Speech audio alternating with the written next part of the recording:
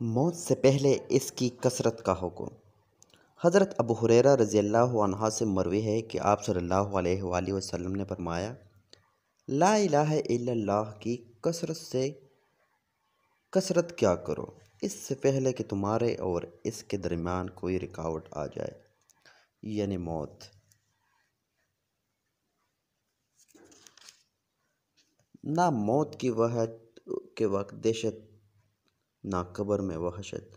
حضرت ابن عمر رضی اللہ عنہ کی روایت میں ہے کہ آپ صلی اللہ علیہ وآلہ وسلم نے فرمایا، لا الہ الا اللہ والوں پر نہ موت کے وقت کوئی دہشت اور نہ قبر میں کوئی خوف وحشت ہوگی، بلکہ اس ذکر کی وجہ سے وہ امن اور سکون میں ہوں گے۔ سبحان اللہ۔ گناہ مٹ جاتے۔ حضرت انس رضی اللہ عنہ کی روایت میں ہے کہ آپ صلی اللہ علیہ وآلہ وسلم نے فرمایا،